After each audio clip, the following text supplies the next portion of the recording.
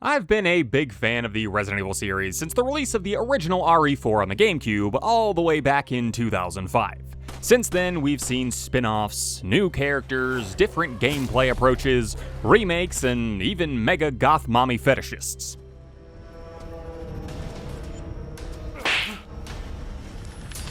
Wait long. What the hell is wrong with you people? Fortunately, through the highs and lows, Capcom's kept their series going, and we're now at its 9th iteration, Resident Evil 9 Requiem. Released February 27th of 2026, this game ate the gaming sphere of the internet for a little while, but I was delayed by fatherhood duties and didn't get around to it until April. Did it hold the hype? Did they do my boy Leon justice? Let's find out. Grace! Grace! Grace Ashcroft. Yes? As rumor and trailer foretold, this game follows two characters for its duration, those being fan favorite Leon S. Kennedy, returning for his 4th main series outing, as well as newcomer Grace Ashcroft, who's tied into the series via her mother Alyssa Ashcroft, a survivor of the Raccoon City incident who appeared in the series' spin-off Resident Evil Outbreak. For Leon, the context of his previous adventures, specifically RE2 and parts of RE6, are relevant, but for Grace, and by extension Alyssa, you really don't need to know anything about her, other than that she was in Raccoon City and she was a reporter. Grace gets dragged into the situation because she's working with the FBI, who sends her to investigate a murder at the Wrenwood Hotel, which just so happens to be both the sister city to Raccoon and the location where she watched her mother get killed those many years ago. She arrives to reminisce and then meets a man named Victor Gideon, a former employee of the Umbrella Corporation, who tells her that she's the chosen one and kidnaps her.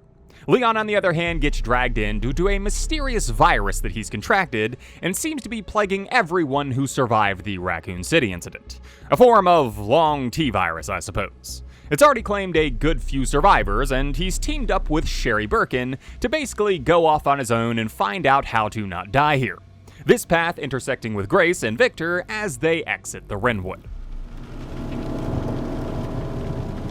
You've got to be shitting me. That's your basic setup for the story. Leon goes after Victor, but gets dragged into helping Grace, who he keeps having run-ins with. Grace, on the other hand, is kind of just at the mercy of being the chosen one.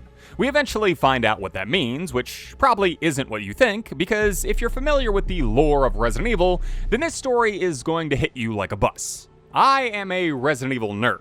I know a ton about the series, and this game attempts to twist long-held facts that we've known about really since RE2.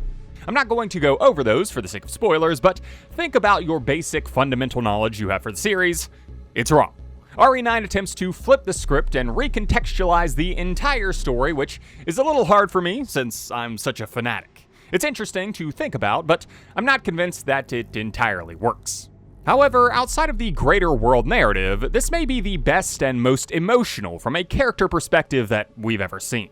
Resident Evil never really inspired much emotion out of me, even though we've had heavy sequences like Helena's loss in 6 and Ethan's death at the end of 8. These are sad moments, but the weight of them never really sinks in, perhaps because the games don't let it breathe enough, or maybe it's just me.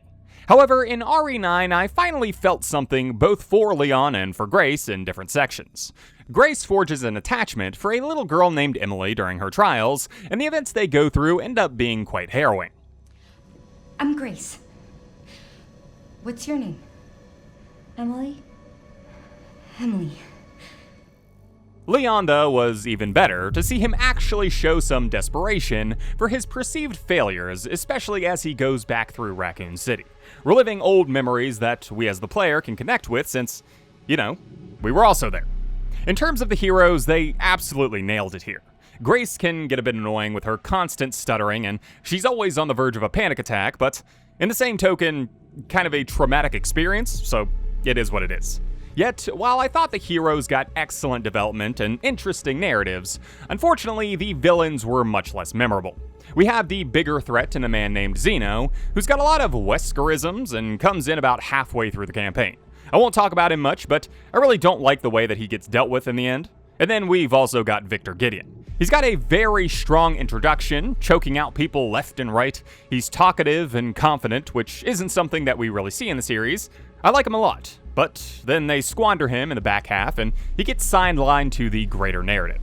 In my opinion, the series has been struggling with creating an overarching threat since the abandonment of Umbrella, and this game doesn't remedy that.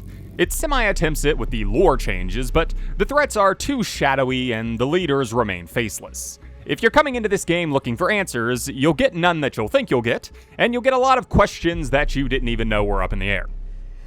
I promise you, I will explain this all to you one of these days. Overall, the story is fun and really wants to rekindle old embers of the series. In my playthrough of the game, I made a note that RE9 feels like it's got a connection to almost everything from the series, a point that's salient in the story, but perhaps even more apparent in the gameplay. Requiem is really two games working in tandem. You have Grace's more scare-oriented journey and Leon's more action-heavy adventure.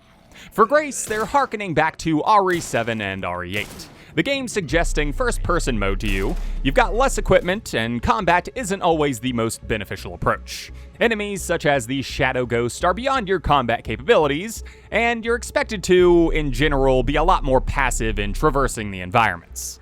Leon, on the other hand, is much less subtle, amassing an arsenal by the end of the campaign, pulling out some sweet street combat, and even being able to pick up things like chainsaws to beat back the hordes of baddies. In total, I'd say this game is probably split about 60-40 in favor of Leon.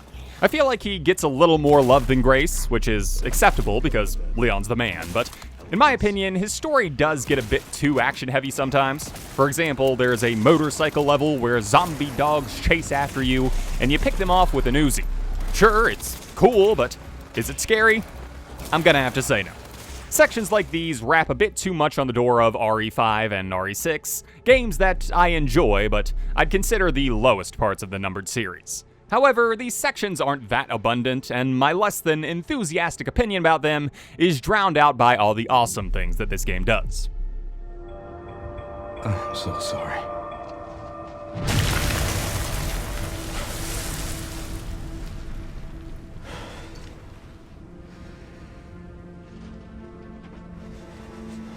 Never again.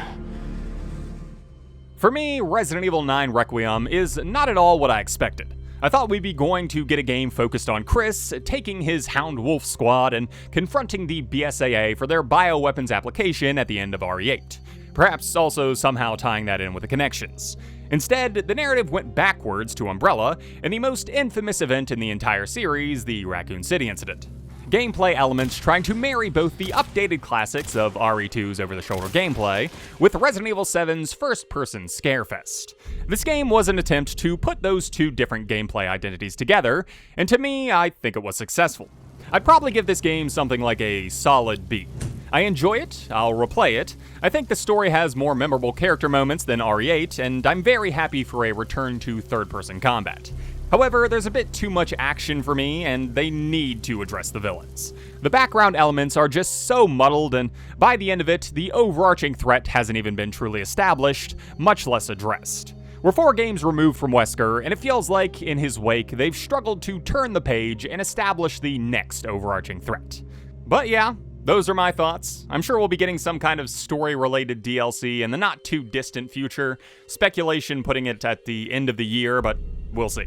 Anyway, thank you all for watching. I hope you enjoyed. Hope to see you in the next one.